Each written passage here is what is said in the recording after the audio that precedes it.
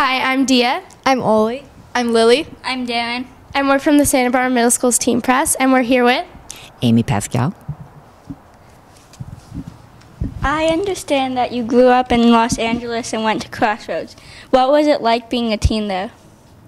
Oh, gosh. Well, should I do this? Okay. At the time that I went there with Nancy, it was then called an alternative school. So now nothing's called alternative school, but that's what they were called, the kind of private school was called then. And it was kind of like a hippie school.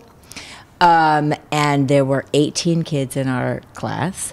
And we had our graduation at the Grinstein's house because that was can you imagine? And it was like piano playing and stuff like that. It was very kooky.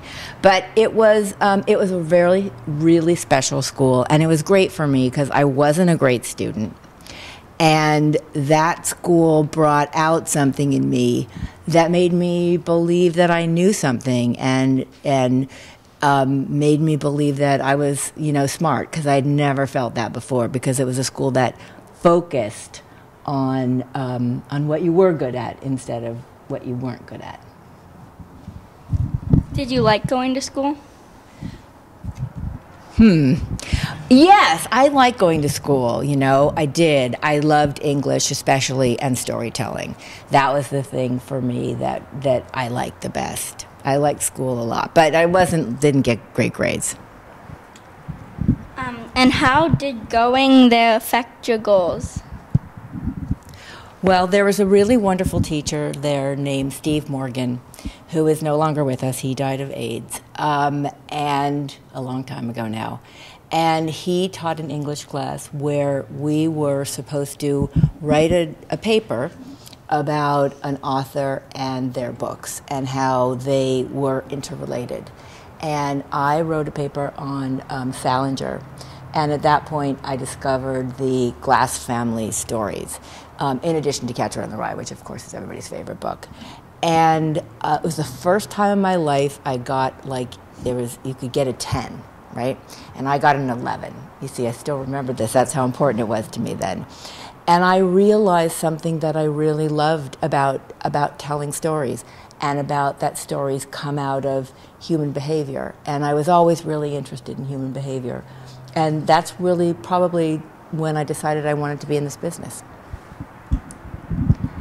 Being a teen, I have many heroes who affect how I view this world. When you were a teen, who were some of your heroes?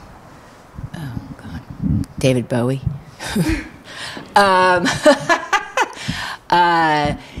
Who were my heroes? Well, let's see. I did love David Bowie. John Lennon has always been a gigantic hero of mine. My favorite music.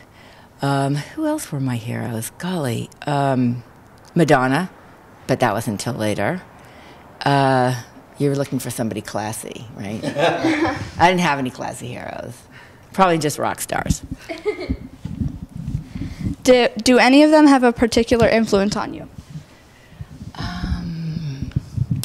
Yeah, I guess just about being iconoclastic and embracing the thing that you are and trying to make a career out of that, not trying to be somebody else, not trying to be, I'm not exactly the world's most corporate studio executive.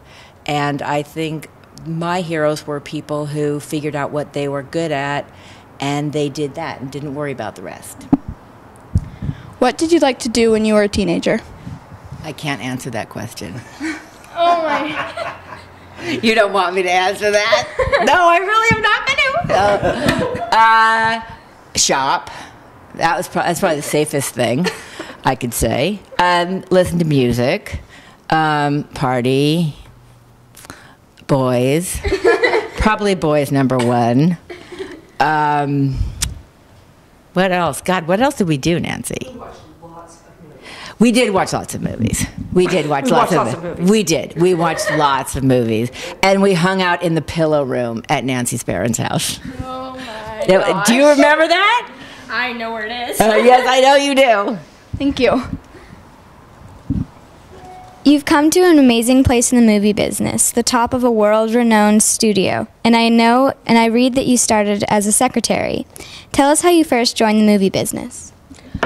I had gone to UCLA, and I wanted to be in the movie business, not because I knew anything about what that meant or knew anyone in the movie business, but people said what you were supposed to do was look in the trades, and so I did, and I answered an ad where they were looking for this guy was looking for an assistant, and his name was Tony Garnett, and he was English, and he had come from the BBC, and he was looking for a secretary, and that's how I started. And I thought, working for him would mean we'd be, in the middle of the movie business, and it would be very glamorous and all that. And he had a little deal at Warner Brothers, and we were in some little one room. And I worked with him for 6 years, and the only movie that we ever made was Follow That Bird.